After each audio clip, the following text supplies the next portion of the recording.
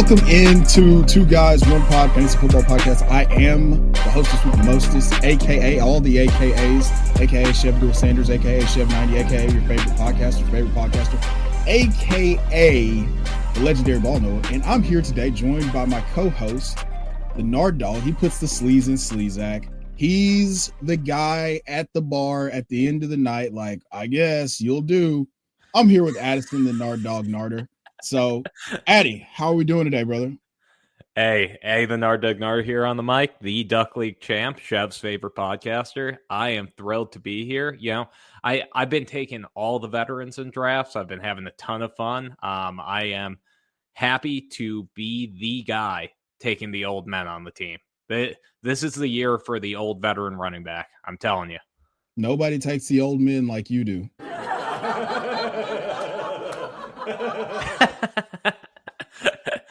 Wait. Oh, all right. My wife always says that.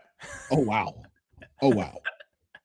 So we're slowly transitioning the channel from redraft, from Dynasty to redraft. So we want to talk about some of the things, some tips and tricks to remember, and some things that we're kind of targeting going into this season. But first, we wanted to talk about some NFL news. So, Addi, what do you have for us from the news desk?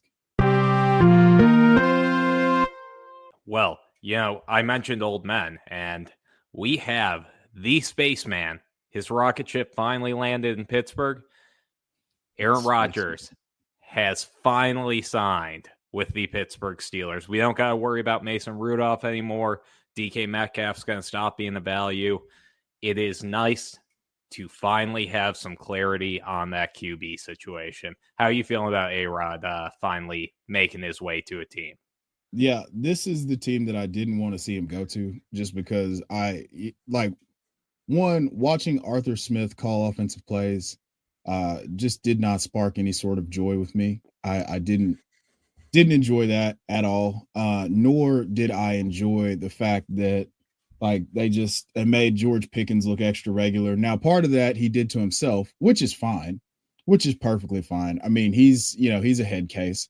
So, but this stylistically, from a personality standpoint, it does nothing for me for Aaron Rodgers to go to the Pittsburgh Steelers. I don't think that there's any sort of cultural fit. I think that for a guy on his farewell tour, for lack of a better term, Kirk Cousins would have been a better fit here. Oh yeah. Aaron Rodgers has declined enough to where he's not good enough to win you games as a singular force, but he's not bad enough to where you can see it obviously enough to tell him to go home and be an ayahuasca man or whatever it is that he's going to do. Shaman. Yeah, shaman, ayahuasca man, it doesn't matter. Ravens in 4. Whatever you want to say about Aaron Rodgers. I just don't think that this is going to be a good fit from a stylistic perspective. We know that he's not in general like a galvanizer of men in the locker room. So I'm interested to see how this plays out. It does make DK Metcalf. It does raise DK Metcalf's profile. I mean, he's probably going to be on pace. DK Metcalf and Pat Freiermuth are two of the guys that are going to experience meteoric rises in ADP. So, yeah, that's kind of my thought process. Long story, way longer than it should be. Yeah. I mean, I like it for Calvin Austin because Calvin Austin gives me a little bit of Randall Cobb in him. Like, not a lot, but a little bit. So I'm willing to believe that there's something else there. But like Roman Wilson, I still don't really think has a spot in your team, especially since we're talking redraft. Like, there's not much there. I like seeing him there. And you know what meme I saw floating around a bunch? You know, the one where the guy's like, I can hear the wind talking to me. And then it's the old country dude saying, I just want you to stop saying weird shit. You think the wind is ever trying to tell us something and we don't know how to hear it anymore? Just want you to stop saying odd shit. Yeah. I saw that one for Mike Tomlin and Aaron Rodgers. And I was like, that's on point. I love that for him. I think they are going to have that relationship. And to be honest, 9-8 season for Pittsburgh, that's what he's probably going to put up this year. So he keeps Tomlin around another year, and they get to run it back with a better QB class. Ew. I don't want to say this next one. You say the next one. This one hurts me personally. Oh, well, in that case, allow me to do the honors. So what if I told you there was a quarterback that was 6'4", 245 pounds, runs a 4.43, has a 40-inch vertical. You know, he was a quarterback 1 in 50% of his starts his rookie year. He comes out, you know, he comes out and his coach is hyping him up to the moon saying, hey, we're not going to shy away from what he does best. You know, you never asked Steph Curry to stop shooting three-pointers, and that was in reference to his running ability.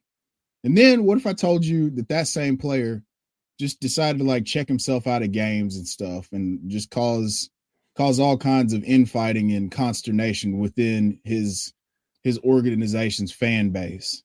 And then what if I told you that the organization went out and got another player at his position, at the quarterback position, you know, to spark some competition in him? And then what if I told you that player was injured and wouldn't participate in, you know, I guess what is this called? Mandatory minicamp? That's what the thing he needs. Yeah. Practice throwing the ball. So he's going to miss. He's going to miss all the practice reps that he needs, as many of as possible, because he's only started 28 games between college and the NFL, or excuse me, high school and the NFL. And that's including 13 starts as a collegian. So we're talking about Anthony Richardson here. So Anthony Richardson is nursing a shoulder injury on the same shoulder that he had his rookie season ended. And now he's going to miss all of Colts' mandatory minicamp. All those reps will be taken by former first-round pick Daniel Jones. Now, if you know anything about former first-round picks, if we have to describe them as former first-round picks, it means that they are turbo dog shit. So I'm curious to see how you're feeling about this as someone who doesn't subscribe to the fact that maybe Anthony Richardson's not good at football, but still believes in him as one could believe a 30-year-old still believes in Santa Claus. So, Addi, I'll cede the floor to you. You tell me how you're feeling about this latest Anthony Richardson news.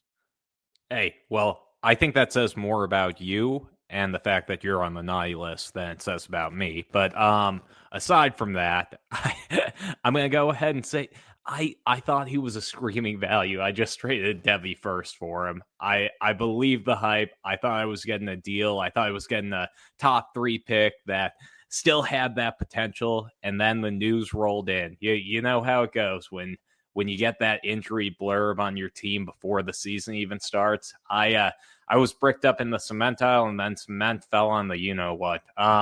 So I gotta say, I'm real sad. I don't know what his odds are.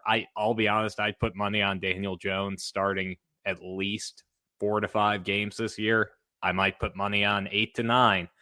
And that's freaking terrifying because Rich needs reps. I don't know, man. I feel like a Justin Fields career arc is like looming here, where the guy ends up on a second or third team and starts flashing that potential. But as someone who's has him on a bunch of squads, I am terrified. I am scared. I am sad. And I am hoping to move on to our first topic. Listen, we're not going to move on to our first topic. And the reason that we're not going to move on to our first topic is because I want to talk about Anthony Richardson some more. So just for reference, we're talking about Anthony Richardson quite literally breaking the model of athleticism at the quarterback position of those who Best tested. athlete we've ever seen. Best one. Yeah, the best testing athlete for sure. I mean, I would still say Lamar's probably the best. Yeah. But like he can actually play football. So he belongs in a totally different category than Anthony Richardson. Put A Rich at receiver. I mean, at 240 pounds, I don't really think that I don't know that he's going to be able to get in and out of his breaks. But hey, if you ask him to run straight really fast, I'm sure that he's going to kill it. Like he's going to do really, really well. But yeah, so I mean, not much news. It's June, right? It's June. We're having, it is. You know, we're transitioning into more out of the dynasty mindset just for a bit to start preparing for best ball and redraft season. Now we've got a little ways before people tap all the way back in. I mean, we're not at the point yet where there's only baseball highlights on SportsCenter. So we've got a little bit of room before the casuals enter in, but we're going to go through a few topics today. And like I said, today's episode's more about kind of some lessons that you'll be taking into your redraft season from Dynasty. That's actually one of the topics, but just some things that we can talk about in terms of getting ready for the redraft season. So are you ready to get into our first topic here? Oh, if I was any more ready, I'd be twins.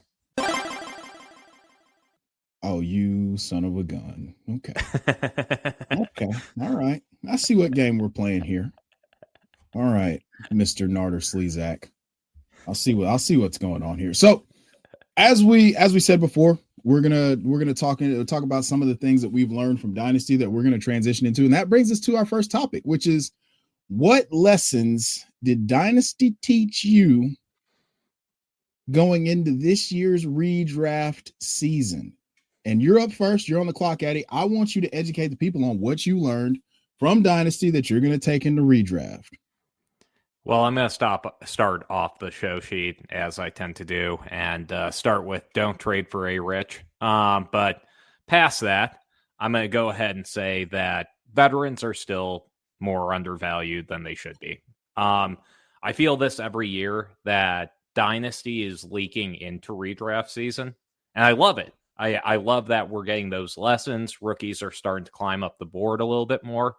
But year after year, we see those Dynasty and best ball ranks start to converge with those redraft ranks. And although I love it, I think that you can learn a lot of lessons. I think it gives some additional value to the players that are undervalued in best ball and Dynasty season, and preferably the ones that are older. The guys that have done it a couple times, the David Montgomerys, the Derrick Henrys, the CMCs, because when you start getting into redraft season, especially early redraft season, the people that are well-versed in that are taking rookies early. They're taking these high-powered offenses early. And I think team situation is another thing that's really getting overvalued. Like, we see guys like DK, Cam Ward, Breece Hall, Garrett Wilson, all falling down draft boards. And given those offenses, they won't be great.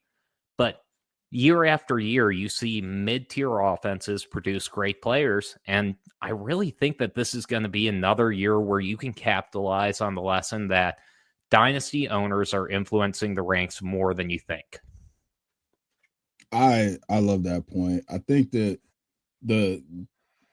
that's a salient point in and of itself. I would like to add to that. When you make these selections for your Dynasty rookie drafts, it's important to go back to your evaluation of a player, because a lot of times those redraft ranks will not factor in, a lot of things that us as Dynasty players take into account. So if I trust my eyeballs and I say, hey, this is a guy that I was really high on. He looked good in very limited opportunity, and he has an opportunity in 2025 that he didn't have in 2024 or whatever. This is year over year advice. I would encourage you to in those later rounds of your redraft to make those clicks, make those selections for rookies second year players that you took in your rookie drafts that have an opportunity that they didn't have in 2020, 2024, and 2025. This is a Rome Dunze. I was going to ask who you'd go there. Yeah. This is I mean, that's just that's a name, and we could talk about Trey Benson. You could talk about Ricky Pearsall. You could talk about, there's a number of guys here in this, that fit that mold of they're going to be thrown out and left for dead because they didn't perform.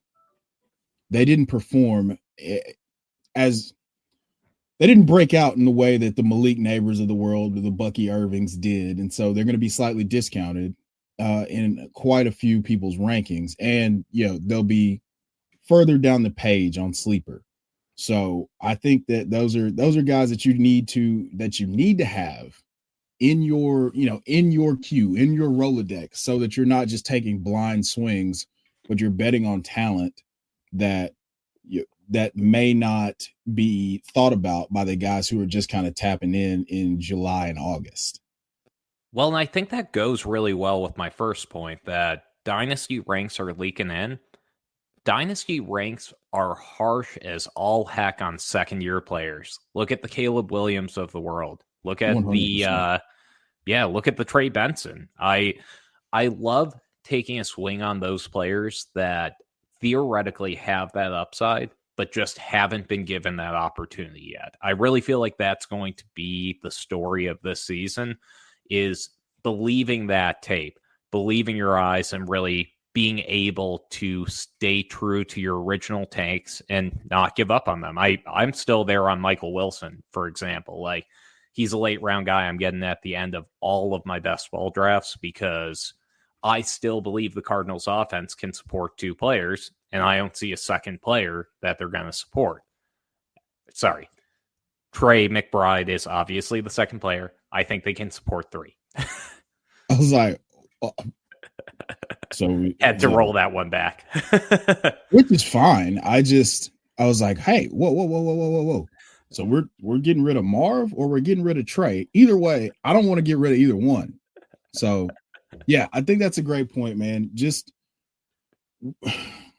there's a redraft mindset that's crept into Dynasty, and then there's a fallout from Dynasty rankings creeping into redraft where we bury second-year players because they don't perform as rookies. Like Marvin Harrison, in some people's rankings, is around wide receiver 24, where he was up at the 1-2 turn as a rookie. And so you're not allowing yourself room for growth. You're not allowing yourself any sort of, if you stamp these rookies, you're not allowing yourself any room to be wrong a lot of the times. I mean, it's not a casual swing that you miss on. It's like a home run cut. And I don't subscribe to that by any stretch of the imagination. But we can move on to our second point, which is, which archetype of player are you targeting or expecting to target during redraft season? So are you taking goal line backs? Are you taking rookies? Are you taking guys with consolidated target share? Really, really small target tree. What are you looking at? So, as per usual, I'm going old players, man. Give me the boring running backs. Give me the Najee Harrises. Get all those gilts out of here. Yeah. Give me the Tank Bigsby's. Give me the James Connors, man. The guys who have been there and done it. Honestly, Ramondre Stevenson is the epitome of this, in my opinion. Because agree. The Patriots offense, it's going to revolve around the running game. Vrabel wants that. That they are going to actually put together a very good ground and pound game. It's not going to come from the receivers. Steph Diggs is probably going to be out for the first month. Kyle Williams, he's going to take a little bit to develop. James Polk is still dropping balls at practice, which is insane. I really thought, I know off topic, but I really thought Polk was going to be able to put something together on film, like at this point. Yeah, nobody anticipated it being as bad as it's been. Right? But aside from that, forgotten wide receiver ones are the other ones I'm going to go with. The DKs, Wilsons, Marvin Harrison Jr., like we just talked about, DJ Moore. I even threw Demario Douglas on there.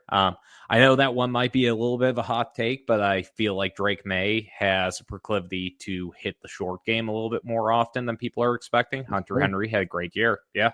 And Hunter Henry, old tight ends. Like, if you look at that old skill position group, they consistently fill out high advance rates in best ball. Like Zach Ertz had, I believe, the #1 advance rate of tight ends last year. And Zach Ertz is 750 years old. So I'm inclined to continue that process and keep going for those boring players because everyone wants the shiny new toy. But when it comes down to it, you need guys in your lineup in redraft that are going to produce week over week. A literal dinosaur is what you're talking about here. The 700-year-old tight end. Not mad at that at all, though, if we're being totally honest. I kind of they get left for dead. Once you hit a certain age, everybody's just, standing at the edge of the cliff saying like, well, hey man, you want to fall off? And you're like, no, man, I'm having a great time. Like, people have been saying that about you for years. Yeah. I mean, I'm almost 40. That you don't joke, look a day over 39. You tried that joke and made a joke about like being old and stuff, and then immediately forgot the player that you were trying to troll me about. So I feel great about that, by the way. I feel fantastic. I did. Yeah. Tell me who are you going for? Oh, so you know me. I like to be early to the party instead of late, or I like to be the last one to leave. So I'm looking at guys who've performed at a high level on limited opportunity, or someone who seemingly got unlimited opportunity. And I've given one for each position here. My first quarterback, Bryce Young. Bryce Young, weeks 8 to 18. I know you hate sample sizes less than 14 years, but I'm going to go with Bryce Young. Weeks 8 to 18 last year, averaged 20.8 points a game. Finally put the Bama Bryce on display that we've all been waiting for. I know a lot of people were calling for his downfall, but I just do not buy into it. I think that last year, weeks 8 to 18 was just a precursor to what we can get this year. They give him the number 8 overall pick in Mr. Tetaroa McMillan. He doesn't want to be called Tet, by the way. Didn't know if you knew that. So, yeah, Bryce Young's my quarterback. At running back, Breece Hall. Breece Hall, to me, has the potential to be the overall RB1. I say that knowing full well that if CMC is healthy, that's probably going to be the RB1 in any sort of PPR. So, yeah, Breece Hall is my running back. He averaged 15 points a game. People acted like he committed crimes against humanity. I fully expect him to be a top 10 pick going into next year, where he's either extended, he's 24 years old on a second contract, or he's on a new team and he's 24 years old on a second contract that's not the Jets. So Breece Hall is my running back. My wide receivers, Jameson Williams, 1,000 yards, 90 targets, 8 total touchdowns. Now, the OC, John Morton, has said that he expects a re-breakout or whatever you want to call it from Jameson Williams this year. Makes me really, really excited to think about Jameson Williams potentially getting a full share, a full-time role, a truly full-time role. I mean, he was only 38th in routes run last year, and that's putting up 14 points a game. So really bullish on J-Mo this year. You saw the step back from Sam Laporta, which led to a step forward from Jameson Williams. And I think that if we can get him north of 115 targets this year, he can finish as a wide receiver 1 in points per game. Full stop, no equivocations. And then last but not least, Tucker Kraft. Now, I like guys who show me stuff on limited opportunities. Tucker Kraft gives me 700 yards and 7 touchdowns on 65 targets. I could not be more excited about this. You have Matt LaFleur coming out and saying that they plan on his role expanding, and it could expand to a George Kittle or Travis Kelce-esque role.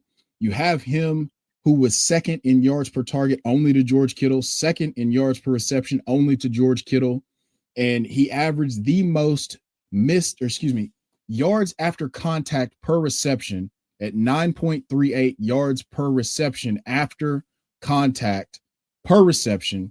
That was the most in the league. The second most was, guess who? George Kittle. So you can ignore all the signs of a breakout if you want to. Me, myself, personally, I'm going to go ahead and I'm going to be early to the party on some of these guys. So those are my selections for guys that I'm actively targeting. They fit those molds. It's not a 100%. It's not a 100% cookie cutter. Like, they do this, then this. These are just the guys that kind of stand out to me as values positionally that I could target late in drafts or later than I feel like they should be going. Well, I'm going to start by plugging real fast. I did a full teardown of that Bryce Young trade with my buddy Chris Long on the Uncovered Network this week. Please check us out on YouTube. Uncovered NFL, fantastic channel. But I really like this list because we have some crossover points that I really am interested in going into. And Bryce Young, I think, is a fantastic pick. I actually think the Panthers are well set up this year to put together a winning season. Anything past that, not really sure. Breece Hall, I'm entirely with you. 15 points per game has never been more criticized than last season, which is insane in an Aaron Rodgers offense where I think what the Jets got last year, 5 plays a game, 6. Yeah, they were. So in 2023, they were second to last in run plays a game. And then in 2024, they were actually last in run plays per game. Of course they were, because A-Rod had to check out of it and throw a screen pass to Devontae every 4 plays. It's in his contract. But we got a neat thing here where we have a couple crossover points with DK and JMO. And I remember the boys at Player Profiler actually having a talk about this, where they were going over that ADP discrepancy because they are right next to each other in ADP. And to be honest, ready, fight. I would take DK 100 times out of 100 and twice on Sunday. And I don't really see a situation where I think that JMO gets anywhere close to as many targets as DK. And you mentioned 115 as a ceiling outcome. I agree. I think that is the ceiling. And I think DK is going to be closer to that 120, 130 range when it comes all down to it. Are you taking JMO over DK? Yes. Unequivocally, yes. Yes. Give me a reason. I'd love to hear it because I think more target competition's there. I get that they're a better offense theoretically, but Aaron Rodgers should be able to put. Yeah. Theoretically, the ceiling for an Arthur Smith wide receiver is 117 targets. That's the most that we've ever seen a quarterback target a wide receiver. That was just AJ Brown. No, it was Drake London actually. So was it actually? Yeah. So it was Drake London, his rookie year, I want to say. And so we don't have. They're going to be near the bottom of the league in pace of play because Aaron Rodgers. He might have, last year DK Metcalf was, the reasons that so let me just lay out the reasons that I would take Jameson Williams over DK Metcalf this year. Okay. So last year, DK, 15 games, 108 targets, 66 catches, 992 yards, 5 touchdowns. Cool. Like, low output offense. What's he in now? Probably a low output offense. The Lions offense, we could argue that Jameson Williams is the second target in that offense. You could say that it's Sam Laporta, but the targets and the EPA would say otherwise. So the 90 targets, that's still more than what Sam Laporta got. He's a gadget guy, so you could scheme him touches. And it's going to be a top 5 to 10 unit in the league, mostly because of how good their offensive line is. So you're having a guy who's a statuesque pocket quarterback have time to have a guy like JMO run double moves and win down the field. And that's one thing that he's shown a propensity to do. I believe he tied for the league lead in 50-yard catches, and then he was third in 40-yard catches, and that's on 90 targets. So monthly flickers. You have, sure, if that's what you want to convince yourself to take DK over Jameson Williams, sure. Yeah, it was all flea flickers. But what it equated to was more fantasy points per game, more output. And so I'm betting on that to take another step forward with a veteran play caller, with another guy to command, another guy to take the pressure off of the defense, either in the slot or whatever Sam Laporta's going to do. And then you have a quality run game to pull safeties up into the box so that you're getting one-on-ones with Jameson Williams and whatever corner that's not covering Amon-Ra St. Brown. So those are my reasons for taking Jameson Williams over DK Metcalf. Okay, but hear me out here. Do you take any stock in the coaching change? Because this is an argument that I don't necessarily agree with, but I do hear all the time from analysts that, hey, Ben Johnson's out of that offense. If Ben Johnson was that big of a part of why that offense was as successful as it was, then you theoretically think that JMO would take a step back because Ben Johnson is in Chicago drawing up plays for Rome Odunze and Luther Burden in the same way. But I'm inclined to agree with you on the fact that DK is in a far worse situation. I just love a wide receiver one. I feel like that's more consistent output. And if I'm doing it in redraft, I want a guy who's putting up 10 a week. Even if you put up 11 a week, but it was on 3 30-point games, that's not doing much for me. Well, it wins you those 3 30. If he's in my lineup. In my lineup. So are we going to talk about like who had more playable weeks this past season, or who's had? I don't want to, because that would make me look bad. Yeah. So yeah, again, my point is, I think that I would rather take the number 2 target in an offense that's going to score more points and have more opportunities than I would the number 1 target in an offense that's never targeted a number 1 wide receiver more than 117 times. You already had the 2024 where the guy was more productive in the better offense, and you have the offensive coordinator saying like, hey, I want to get this guy more opportunities. So, I mean, if that's not something that interests you, I totally get it. Like I wouldn't want to do that either, but I just find myself doing it. So yeah, here we are. I hear you. So the coaching doesn't have a huge effect on you.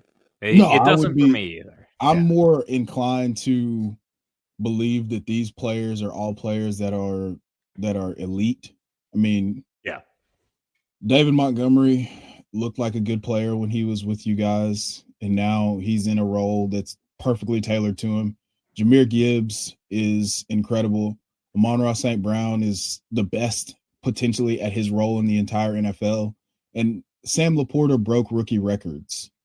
So I don't think that just happens with just regular guys doing regular stuff and it's all the play caller. I think that Ben Johnson got the most that he could out of a talented group, and that led to them being a top 5 unit. Even if they're not top 5 next year, if they're top 10, that's still probably 20 spots better than what Pittsburgh's going to be on offense, in my opinion.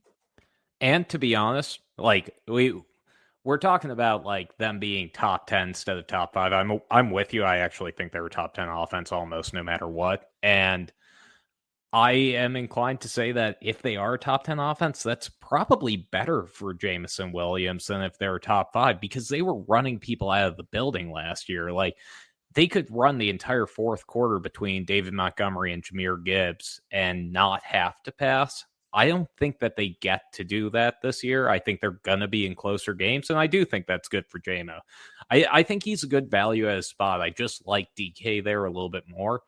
Moving on to Tucker Kraft, because I almost had Tucker Kraft on my old tight ends, and then I realized how young he was. Yeah. Because he's young. He is most certainly still in his prime. And I'm starting to look at him in a slightly different light, because we keep seeing Green Bay bring in these wide receivers that aren't archetypical alphas, the Christian Watsons, Matthew Goldens, Romeo Dobbs, Jaden Reeds of the world that can play well but don't really like move the needle to being a premier target getter. And in those offenses, you know what they typically look like? The Chiefs with Travis Kelce. That's what they remind me of. And Tucker Kraft really seems like a value at his spot, because he's going around the old tight ends I just talked about, like Hunter Henry, Zach Ertz, Pat Freiermuth. They're going in the same range as Tucker Kraft, and typically you'd see a player that's about the same age as Kyle Pitts going a little bit higher than those guys. Like he has that upside. I feel like people are still clinging to the husk of Luke Musgrave and that 1 or 2 good weeks. Well, I think we're far enough away from football happening to where people don't really have any interest in, guys that really broke out on, less than 70 targets, there's only a handful of tight ends that have gotten more than 70 targets in the last 2 seasons. And unfortunately, because of the fact that like he only got 65, there's a discrepancy between like player profiler data and fantasy points data, which is what I use. Like right now, Tucker Kraft's going at the 10-10. Like I'm looking at this, and I can't, like I've been picking, like I've been making Tyler Warren like an auto select in dynasty startup drafts in like the 5th round, but I'm firmly believing that this is going to be a massive breakout season for Tucker Kraft because of the ambiguity of the wide receiver room. It might just be that they use those guys to, occupy space, but the real mismatch creator that they're looking for is Tucker Kraft. I mean, like I said, he's not doing anything. He's not had anything happen that discourages me from thinking that he could potentially break out. I mean, he's got the chemistry with Jordan Love. He's produced every single time that he's gotten the ball. He's going into year 3 with no uncertainty about his physical capabilities because of the fact that, like, I think that there's nothing that he's going to face this year that he hasn't seen yet. And Luke Musgrave's not going to be any sort of threat to him whatsoever. And so for me, with all those things present, I'm like, okay, cool. Well, he's awesome. And I'm going to be buying at this ADP 10-10. Like I'm going to buy that all day long. Yeah. Anytime I start believing in a Packers wide receiver, I know it's going to be Romeo Doubs. Big year. Like they just have a habit of pulling that wool over your eyes. I've never gotten any value from a Packers player, and I think that's why I stopped drafting them as a Bears fan. Just the bad juju always hits me. I got Christian Watson for the injury plagued year too. But we're moving into topic. I know. I want to believe in Christian Watson so badly. I had him for that whole streak where he was incredible, and I was just watching that. I'm like, he's DK Metcalf. He's back. He's gonna be great. Hamstring. Listen, we all were personally like, I bought in so hard to the fact that he, that 4-game sample size where he scored 9 touchdowns or 8 touchdowns in like 12 days or whatever it was. I don't know what. Yeah, it's something. It was like 8 touchdowns or 9 touchdowns in 4 weeks or 5, whatever it was. I was bought in because I was like, okay, so this guy's a size speed freak and we're going to be able to just profit for years. And we've never gotten anything close to that since. So best of luck to him, by the way. No shade. But I think that the breakout is going to come from Tucker Kraft.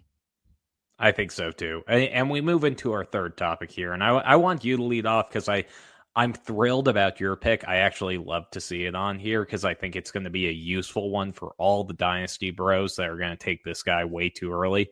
What player do you have the biggest discrepancy between your redraft and your Dynasty ranks? Oh, Kyle Williams. Easily.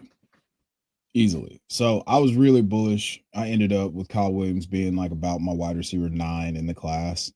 And that is, people talked about how bad their wide receiver class is, but I mean, I had 9 guys ahead of a guy that I really, really like. So for me, I think that they gave Stephon Diggs a ton of money, and then they have young Stephon Diggs kind of waiting in the wings. So they've got a guy who was able to separate, who creates separation on all levels. He's great after the catch. He does a lot of things that translate, I feel like, to the NFL immediately, the most of which being his yak ability, his ability to create something after the catch.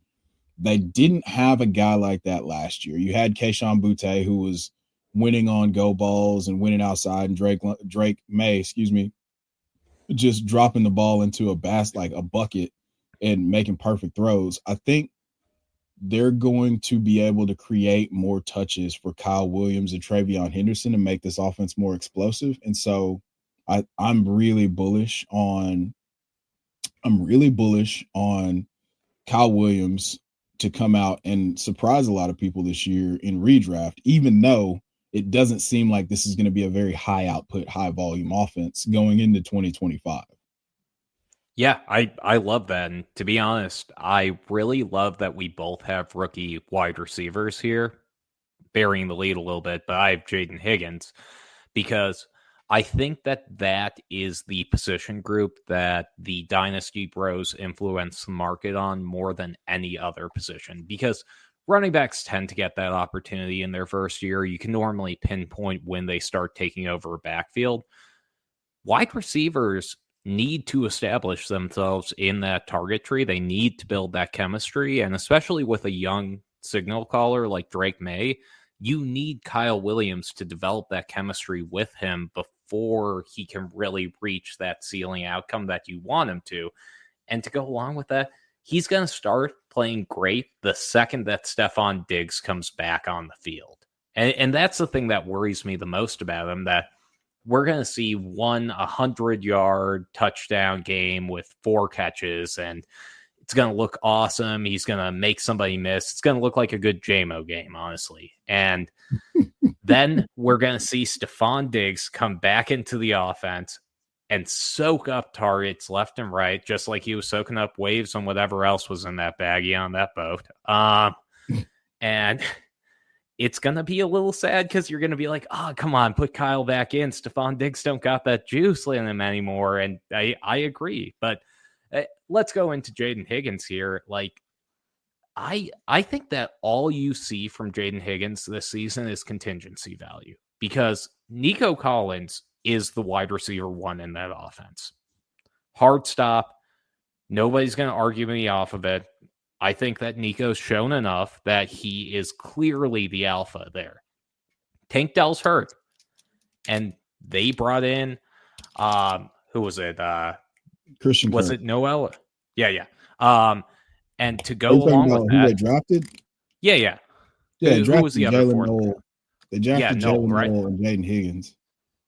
Yep. They got Noel in there, and they got Christian Kirk. So they got the 2 guys that are going to replace that Tank Dell production. They still have John Mechie, who can come in at slot when Christian Kirk blows out his ACL or whatever injury he's going to hit, because that guy gets hit harder than anyone I've ever seen. And I look at Jaden Higgins as the premier player to take over for Nico Collins when Nico Collins inevitably misses a game or two, because Nico is a receiver that takes hits. He's a guy who gets yards after the catch. And when you look at a player like that, I had this a couple years back where Justin Jefferson, you remember he started his career a little bit slow. They were really hyping up KJ Osborne. They were giving him tons of looks, and Jefferson would get on the field, maybe get a good play or two, and he didn't hit that breakout right away. A player like that can cost you so little. I traded Jerome Ford for Justin Jefferson in week 3 that season, and it took me all the way to the semifinals. Didn't end up winning the ship that year, but it was fantastic to have Justin Jefferson on my team, and for no money down. If I have a Tyler Lockett, a Najee Harris, who has a good game here or there, I would be shocked if the Jaden Higgins owner doesn't hit that panic button, trade him for proven value, and then I get him for his breakout, and I didn't have to pay a 6th or a 7th round pick on it. Right. No, I mean, man, the thing with, Jaden Higgins has been my guy. I've been very vocal. I love him. Yeah, he's my guy too. Yeah. We're both big Jaden Higgins guys. Slap hands. So I love this call. I think that, I would much rather take the bet on the fact that there's 130 vacated targets, and they're going to figure out a way to make this offense an easy button type offense for CJ Stroud, going back to what kind of helped him have success his rookie year. Now, obviously, a big part of that is the offensive line not crumbling into oblivion every single time that, somebody puts any sort of pressure on them. That's the offensive line, not CJ Stroud. So I think that we know Nico's probably going to miss some time. That's a foregone conclusion. Nico and George Pickens were two of my early flag plants as far as this show goes.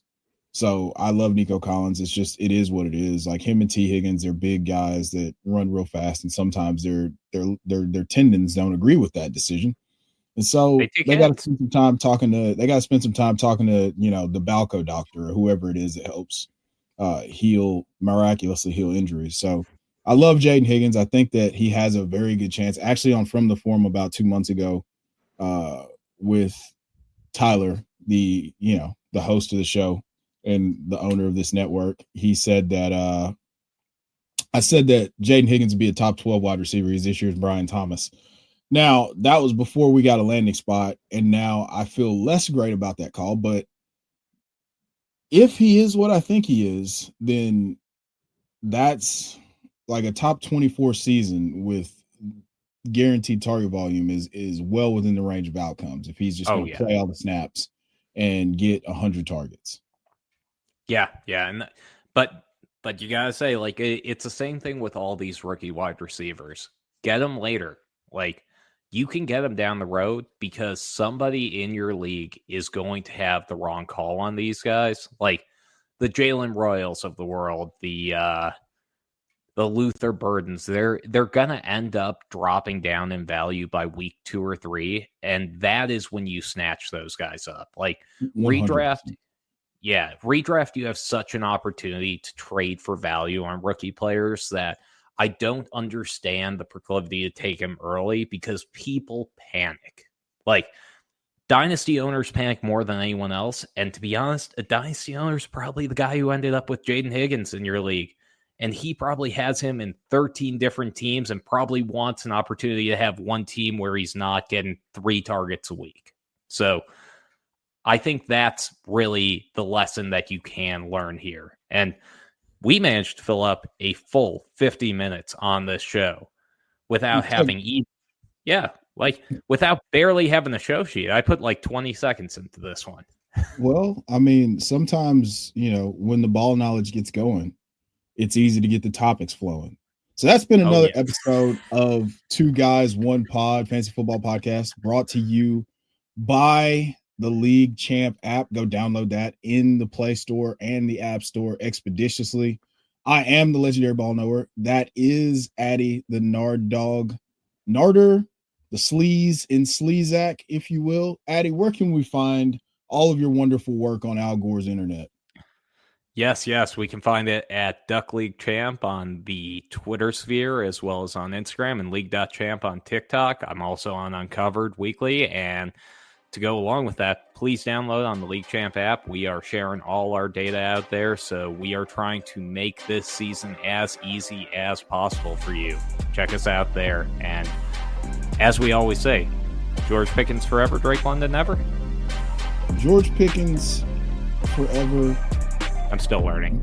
Maybe until he gets a second contract. Drake London also now forever also as well too. Have a good night, everybody.